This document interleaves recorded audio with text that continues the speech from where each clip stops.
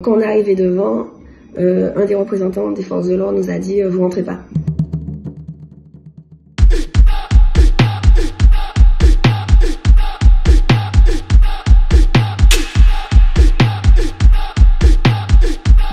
Des militants anti-chlordécone, un pesticide qui a durablement pollué les Antilles, ont bloqué l'accès au tribunal correctionnel, où devait se tenir le procès sous haute tension de 7 militants. Une audience à laquelle les 7 prévenus n'ont pas pu assister, puisqu'ils étaient à l'extérieur avec leur soutien. Une fois sur place, seule une 60aine d'entre eux, la capacité maximum de la salle, a pu accéder à la salle du tribunal. Les choses ont ensuite dégénéré.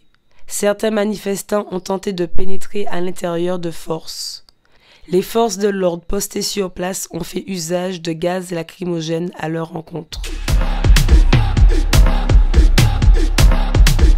Lorsque j'entends parfois qu'on aurait dû laisser toutes les personnes rentrer à l'intérieur de la salle d'audience, moi ce que je retiens, c'est qu'en l'occurrence, on n'a même pas attendu que cette capacité maximale soit atteinte pour qu'il y ait des violences très graves qui ont été commises devant l'enceinte du tribunal, empêchant effectivement les personnes de pouvoir ensuite pénétrer à l'intérieur de cette juridiction.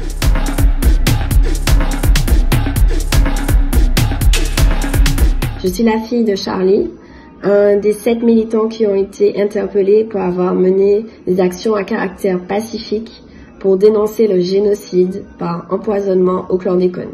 Les gars, vous êtes empoisonnés. Je ne dis pas ça à l'uniforme que vous portez, je dis ça à vos consciences d'humains.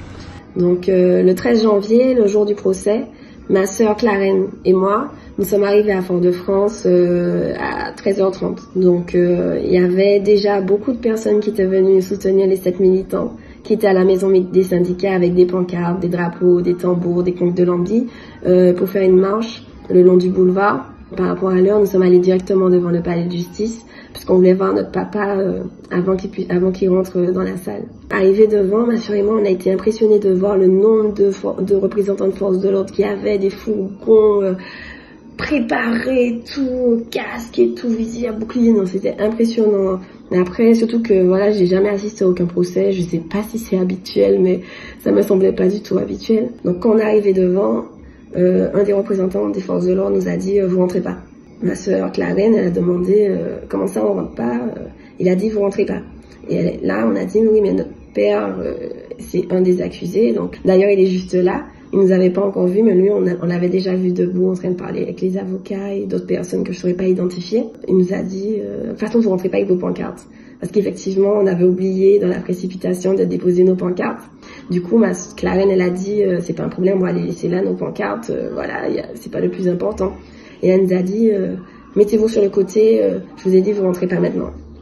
Alors du coup, on n'a pas trop compris, surtout qu'on avait des amis qui sont pancartes effectivement, mais qui eux étaient rentrés plus tôt, sans aucun problème, sans même présenter leur pièce d'identité. Et là, mon père nous a vus loin, il s'est rapproché et il a dit laissez-moi passer, ce sont mes filles et tout.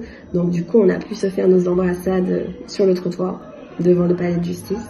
Et là, l'avocat l'a appelé parce que c'était le moment de rentrer. Et de toute façon, il nous a dit de toute façon que notre maman, de contacter notre maman et tout.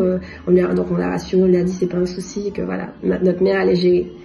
Alors effectivement, la marche avec ceux qui étaient venus les soutenir, avec les drapeaux, les pancartes, tout ça s'est rapproché. On a rejoint notre maman pour pouvoir rentrer. Et là, on a vu qu'en fait, plus la marche se rapprochait, plus on avait l'impression que le barrage filtrant, il se rétrécissait. Donc voilà, et au final, on n'a jamais pu rentrer.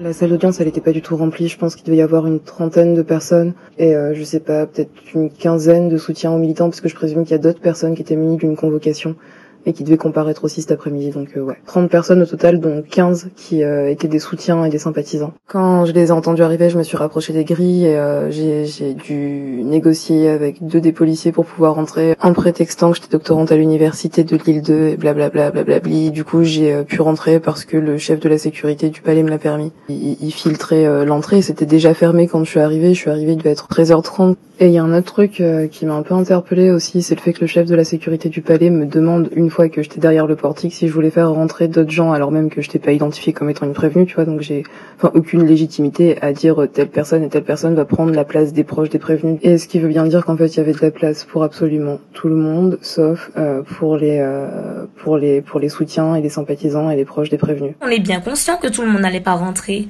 dans l'audience. D'ailleurs, on avait prévu une animation, à l'extérieur avec des prises de parole, des témoignages, etc. Donc on savait que tout le monde n'allait pas rentrer. Par contre, rester sur le trottoir là, non, on n'avait pas prévu ça.